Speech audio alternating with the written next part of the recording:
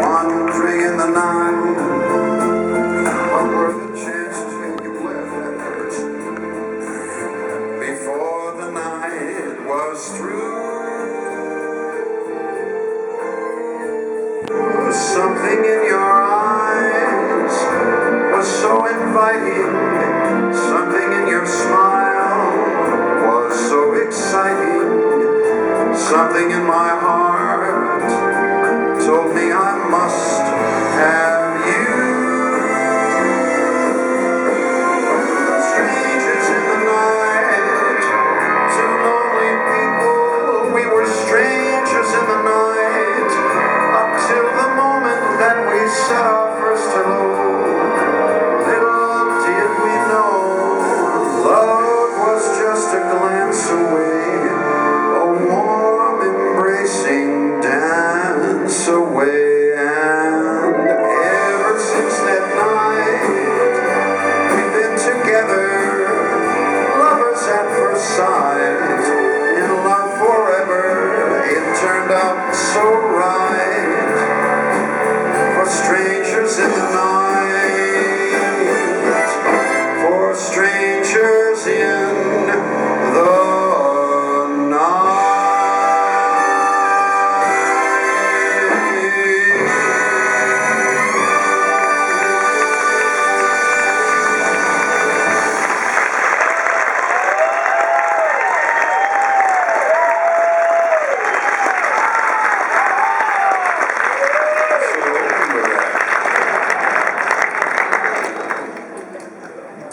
Whenever we do that song, ladies and gentlemen, a memory is coming up in the back of my head. I don't know whether it should make me frown or smile. Now, let me explain to you. You might enjoy it. You might see the humor in it, because there is humor in it. The last 7 years that he was working, I was his musical director. I was his conductor in those days. I would make the program of what songs were in the show, and I'd have the program. Now, let's pretend you're the orchestra here. Right now, I got my music stand, and I'm throwing down beats here. And whatever song was before that one, now he'd be over here. So the audience is over here. He's over here singing away at one of them. Then he takes a bow, and he backs up to me now, and he says, "What's next?" So I show him the menu. Now he lays one of these on me. He goes, "Oh, that." Now this went on for 2, 3, 4 years, whatever it was. Finally one night I went into his dressing room. I said, "Let me understand something. Do I get the subtle hint you don't like that song?" He says, "I hate that song." I said, "Let me understand you here. 9 million records, and you hate that song." He said, "Yeah." "Best John Wayne." "Yeah." I said, "You want to give it to me? I'll take a hand-me-down." I'm not proud. Not at all. I mean, I'll take it. Now, you have to understand, ladies and gentlemen, where I was at that time. That was in the mid-'60s, and I was singing right here in this town, in fact. Tell you how important it was. I was the only one who knew about it.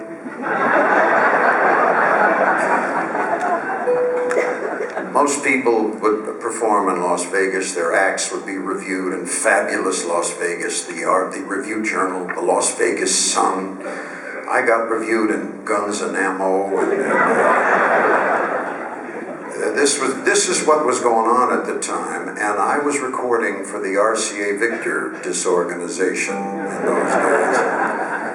Now, the biggest thing had been around a long time, but really had hit on a national level: country music. Now, you won't believe it, but I was never a country singer.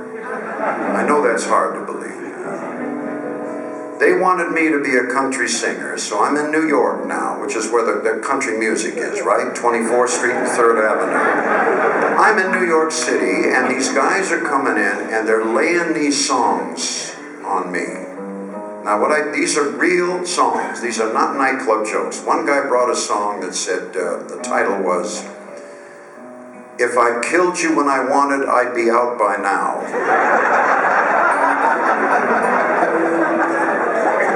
There was another song. One guy brought me, I'm the only hell mom I ever raised. I got in at 2 with a 10 and woke up at 10 with a 2. She was as hard to get rid of as she was easy to get.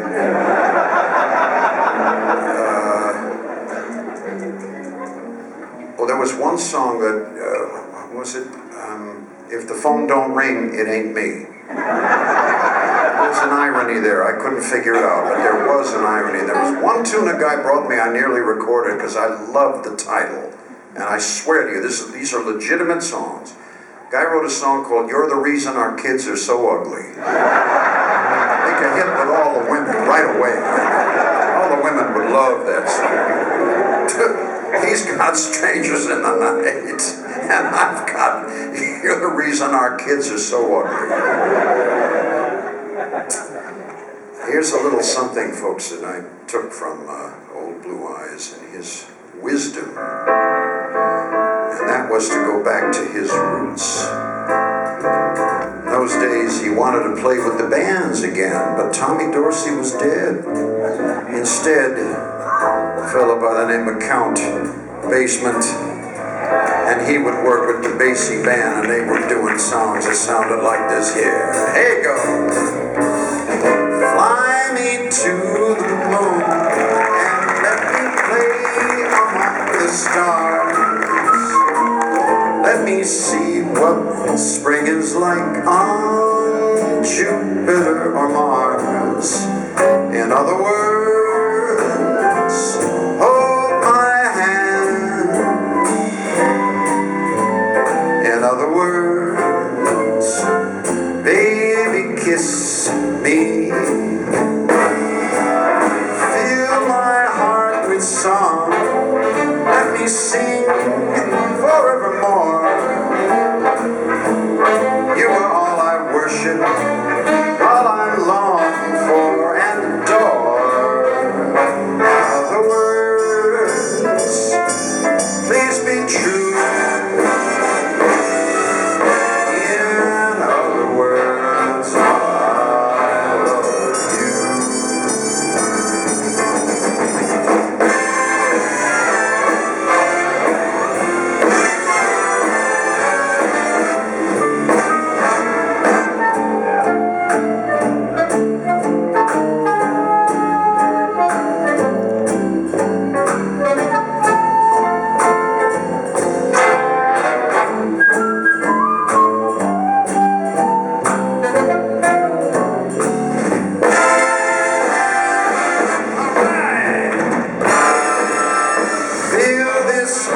Song, let me sing forevermore. You are all I long for, all I worship and adore. In other words, please be true. In other words,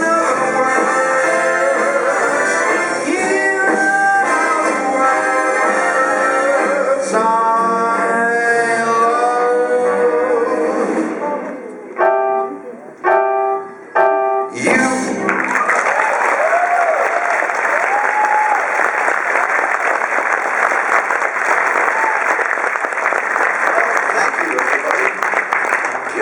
folks, that was back in 1969, just in time for the mission of Apollo 11.